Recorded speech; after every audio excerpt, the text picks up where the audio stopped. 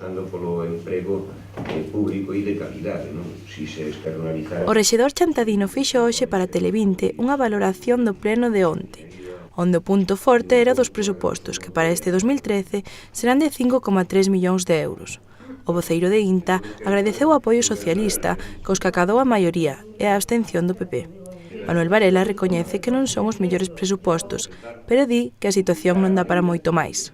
Tampouco son os presupostos que non nos gustaría levar neste Concello, porque o que está claro é que dá unha capacidade de investimento cativa, casi ridícula, non? Pero por circunstancias que, este Concello tuvo que ir ao plan de axuste, tuvo que ir ao plan de proveedores, o pago a proveedores con 2.600.000 e pico euros, e, estamos nunha situación que, sin ser dramática, nin moito menos, que este Concello ten solución, e ten solución gracias, sobre todo, ao esforzo dos cidadáns, pero tamén a ingresos extraordinarios que nos veñen a través de gas natural, polo Salto de Belesar, e polos parques eólicos, non? Que son uns ingresos importantes. E tamén das transferencias de capital. Incluso as transferencias de capital que...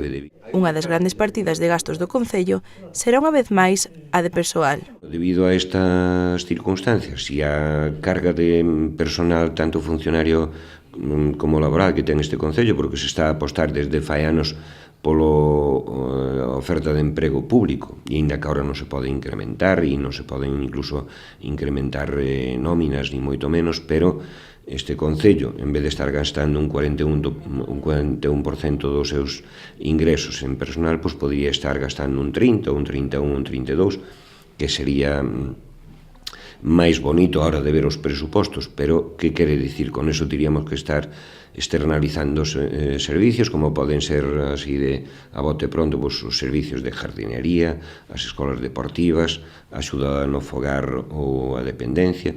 Entón rebaixaríamos ao mellor 9 ou 10 puntos dese porcentaxe, pero non é ese o caso, non?